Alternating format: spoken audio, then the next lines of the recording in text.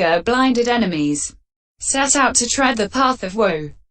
Do you by getting angry too intend to follow heel to toe? If hurt is done you by a foe because of anger on your part, then put your anger down, for why should you be harassed groundlessly?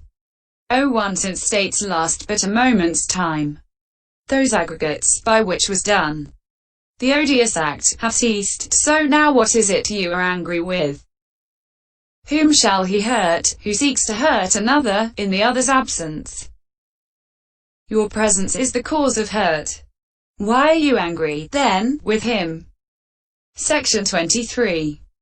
But if resentment does not subside when he admonishes himself thus, then he should review the fact that he himself and the other owners of their deeds, kamma. Herein, he should first review this in himself thus. Now, what is the point of your getting angry with him?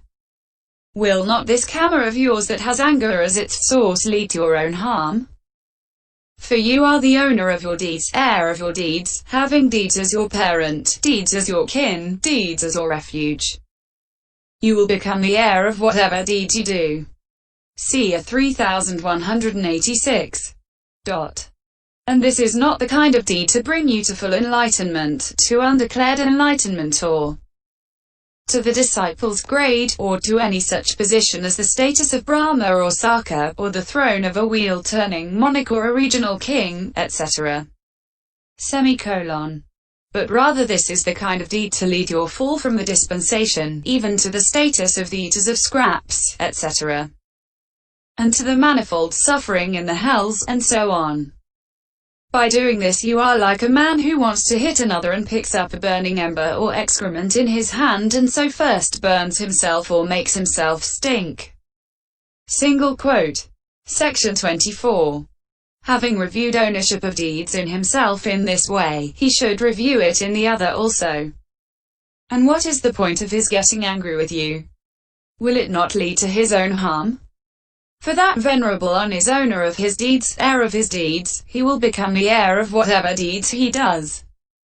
And this is not the kind of deed to bring him to full enlightenment, to undeclared enlightenment, or to the disciple's grade, or to any such position as the status of Brahma or Sakka, or to the throne of a wheel-turning monarch or a regional king, etc. But rather this is the kind of deed to lead to his fall from the dispensation, even to the status of the eaters of scraps, etc. and to the manifold suffering in the hells, and so on. By doing this he is like a man who wants to throw dust at another against the wind and only covers himself with it. For this is said by the Blessed One, when a fool hates a man that has no hate, is purified and free from every blemish, to such evil he will find comes back on him, as does fine dust thrown up against the wind. DHP 125. Section 25. But if it still does not subside in him when he reviews ownership of deeds in this way, then he should review the special qualities of the master's former conduct. Section 26. Here is the way of reviewing it. Now you who have gone forth, is it not a fact that when your master was a bodhisattva before discovering full enlightenment, while he was still engaged in fulfilling the perfections during the 4 incalculable ages and 100,000 eons, he did not allow hate to corrupt his mind even when his enemies tried to murder him on various occasions. Section 27.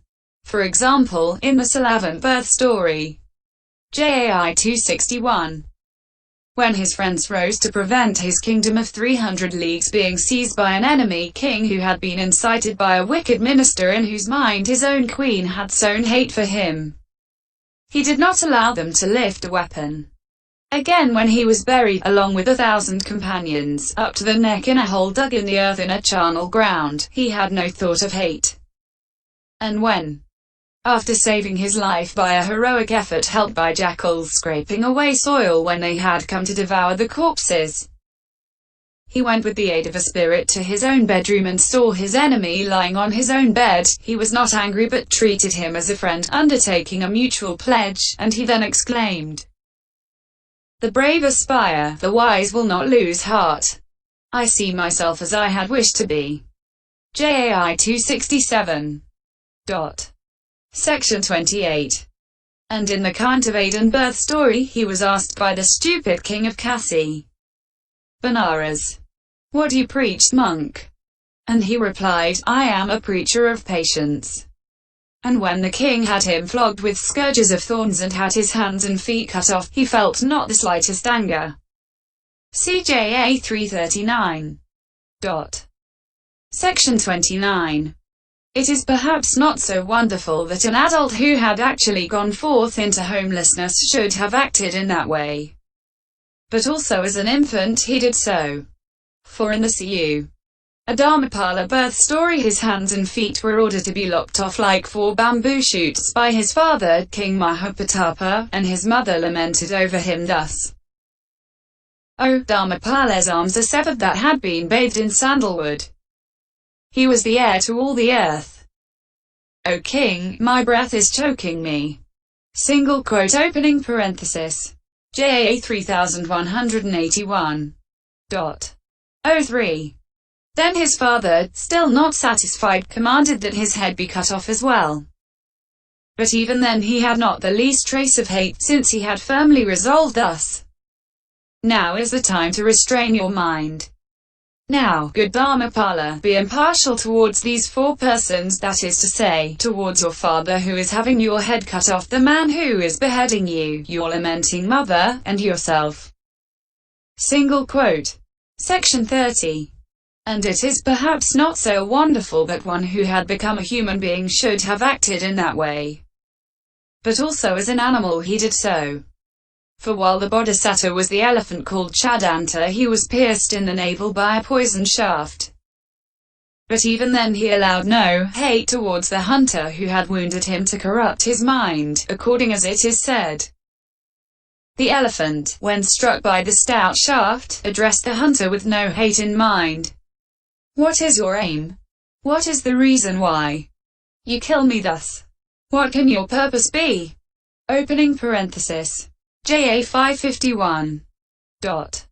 And when the elephant had spoken thus and was told, "Sir, I have been sent by the king of Kasi's queen to get your tusks," in order to fulfill her wish, he cut off his own tusks, whose gorgeous radiance glittered with the flashes of the 6-colored rays, and gave them to him. Section 31. And when he was the great monkey, the man whom he had pulled out of a rocky chasm thought, "Now, this is food for humankind like other forest animals. So why then should the hungry man not kill the ape to eat? I ask. I'll travel independently, taking his meat as a provision. Thus I shall cross the ways, and that will furnish my viaticum." JA 571. Then he took up a stone and dashed it on his head. But the monkey looked at him with eyes full of tears and said, "Oh, act not so, good sir, or else the fate you reap will long deter all others from such deeds as this, that you will do to me today." JA 571. And with no hate in his mind and regardless of his own pain, he saw to it that the man reached his journey's end in safety. Section 32. And while he was the royal Naga serpent, Buradatta, 04, when he had undertaken the Apposita precepts and was lying on the top of a termite mound, though he was caught and sprinkled with medicinal charms resembling the fire that ushers in the end of an eon, and was put into a box and treated as a plaything throughout the whole of Jambudvipa, yet he had no trace of hate for that Brahman, according as it is said. While being put into the coffer, and being crushed down with his hand, I had no hate for all Mbana, lest I should break my precept vow. CP 85. Section 33. And when he was the royal Nagakampa, he let no hate spring up in his mind while he was being cruelly treated by a snake charmer, according as it is said. While I was living in the law observing the Apposita, a snake charmer took me away to play with at the royal gate. Whatever hue he might conceive, blue and yellow, and red as well, so in accordance with his thought, I would become what he had wished. I would turn dry land into water, and water into land likewise. Now, had I given way to wrath, I could have seared him into ash. Had I relaxed mind mastery, I should have let my virtue lapse. And one who lets his virtue lapse cannot attain the highest goal. CP 85. Section 34.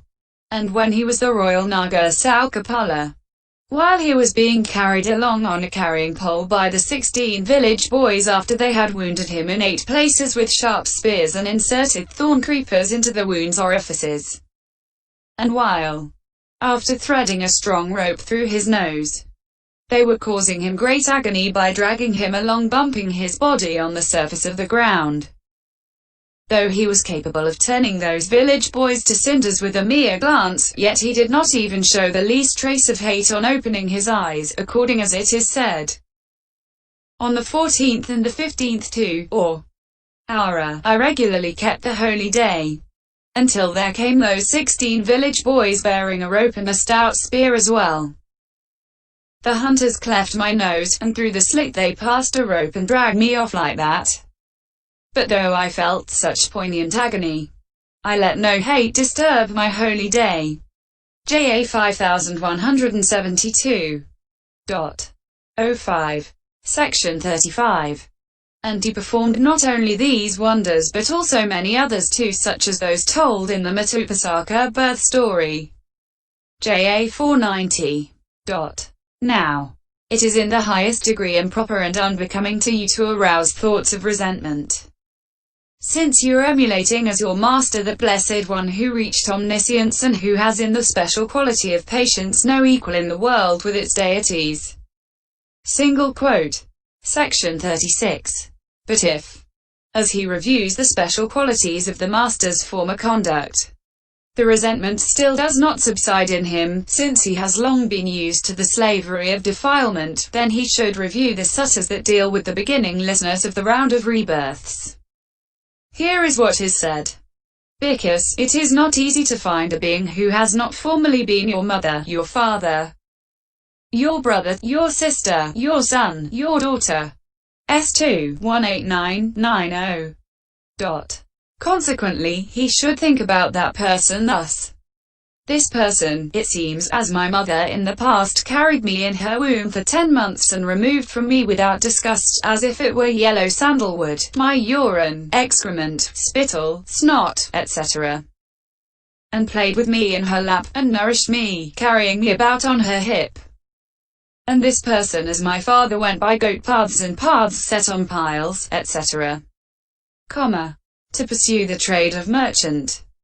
And he risked his life for me by going into battle in double array, by sailing on the great ocean in ships and doing other difficult things, and he nourished me by bringing back wealth by one means or another, thinking to feed his children. And as my brother, sister, son, daughter, this person gave me such and such help. So it is unbecoming for me to harbor hate for him in my mind. Section 37. But if he is still unable to quench that thought in this way, then he should review the advantages of loving kindness thus.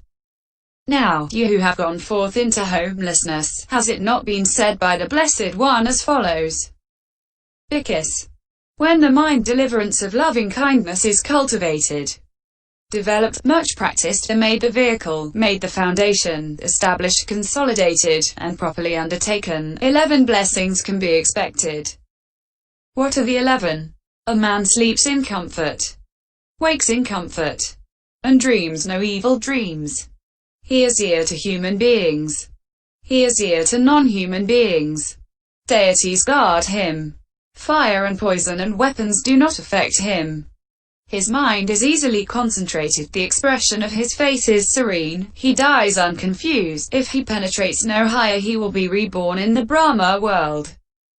A 5342. 06. If you do not stop this thought, you will be denied these advantages. Section 38. But if he is still unable to stop it in this way, he should try resolution into elements. How? Now, you who have gone forth into homelessness, when you are angry with him, what is it you are angry with? Is it head hairs you are angry with? Or body hairs? Or nails? Or is it urine you are angry with? Or alternatively, is it the earth element in the head hairs, etc. you are angry with? Or the water element? Or the fire element? Or is it the air element you are angry with? Or among the 5 aggregates, or the 12 bases, or the 18 elements with respect to which this venerable one is called by such and such a name? Which then, is it the materiality aggregate you are angry with? Or the feeling aggregate, the perception aggregate, the formations aggregate, the consciousness aggregate you are angry with? Or is it the eye base you are angry with? Or the visible object base you are angry with? Or the mind base you are angry with? Or the mental object base you are angry with? Or is it the eye element you are angry with? Or the visible object element? Or the eye consciousness element? Or the mind element? Or the mental object element? Or the mind consciousness element you are angry with? For when he tries the resolution into elements, his anger finds no foothold, like a mustard seed on the point of an awl or a painting on the air. Section 39. But if he cannot effect the resolution into elements, he should try the giving of a gift. It can either be given by himself to the other or accepted by himself from the other. But if the other's livelihood is not purified and his requisites are not proper to be used, it should be given by oneself. And in the one who does this, the annoyance with that person entirely subsides. And in the other, even anger that has been dogging him from a past birth subsides at the moment. As happened to the senior elder who received a bowl given to him at the Sitalapabhata monastery by an alms food eater elder who had been 3 times made to move from his lodging by him, and who presented it with these words: "Venerable sir, this bowl worth 8 ducats was given me by my mother who is a lay devotee, and it is rightly obtained. Let the good lay devotee acquire merit." So efficacious is this act of giving. And this is said